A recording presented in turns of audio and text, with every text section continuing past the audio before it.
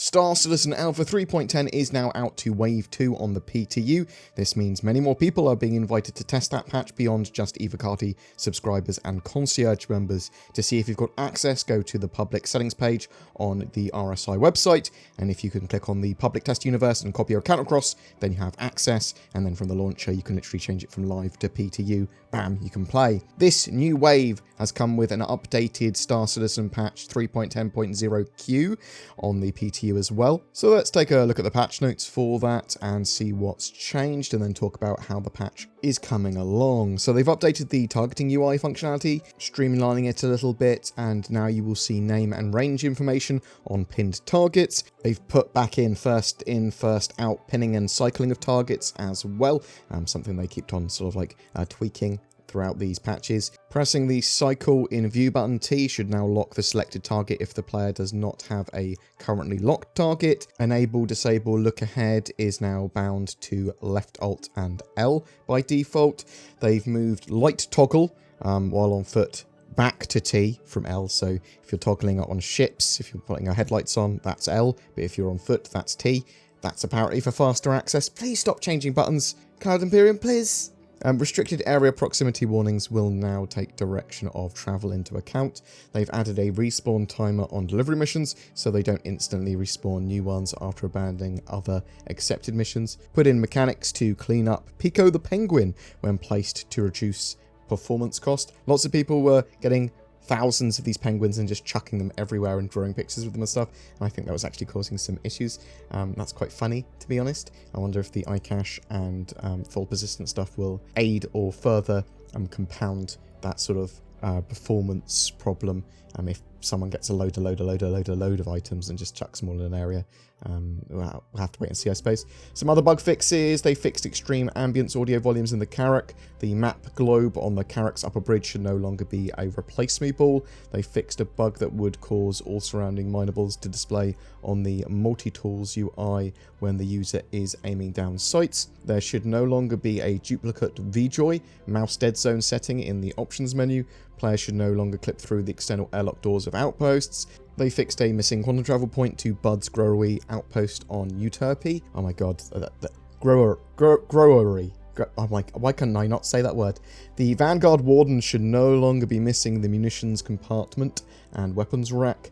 They fixed an issue causing Freelancer and Starfarer turrets to not properly be aimed when the ship is spawned. Fixed assist from remote turrets should now function properly, and they fixed an additional 3 server crashes. There are still some known issues with 3.10, which we'll go through very briefly. There are issues with hangars trapping ships, doors closing too fast and not opening at all, and sometimes restricted areas decide to destroy your ships. Not ideal. Scanning seems to not accurately show where the scan blob is, and it can move around. The 890 and 600 elevators can break. The bartender can be delayed and unresponsive. Some pads don't work with repair, restock and refuel. There are still issues with packet loss and desync. There are spawning issues with some ships after they've sort of like been destroyed and they try and respawn, and sometimes they don't spawn at hangars. There are issues with loadouts in prisons, meaning that you can't necessarily go mining if you want to, or you can sort of like be stuck. Legally landed ships can be impounded as well. There are some more minor ones as well, I suppose. The rock can't extract all of the gems left behind after it's been destroying or fracturing minables, and minables can shake after they've been fractured.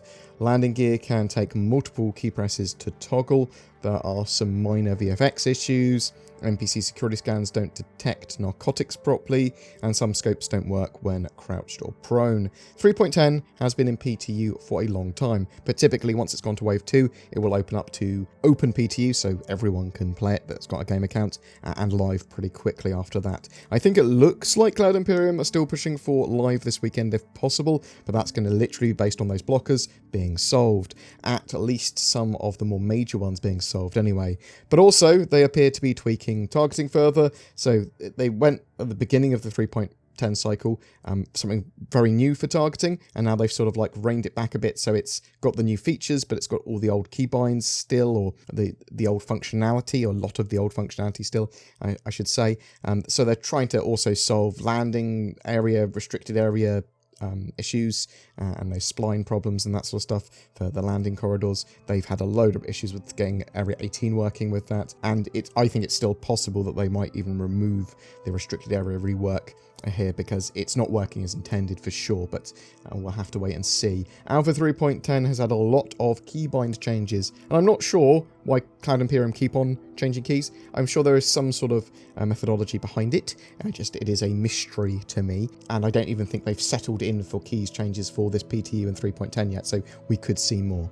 I'm interested to know your experiences for 3.10. Are you in Wave 2? And what do you think of the patch if you've had a chance to play it? Are you suffering from all of the bugs, or have you had a great time? Are you excited for most of the ships now being purchasable in-game, and the sort of player trade app, I say trade, being able to send Alpha UEC to different players and merits? Is Star Citizen more of a tourist attraction to you, and you just sort of like want to have a look at it and play it with the major patches at the moment? Whatever your thoughts, I'd love to hear from you in the comments below. Actually, you can also tell me, are you a fan of the keybind changes? Do you think they actually serve a purpose?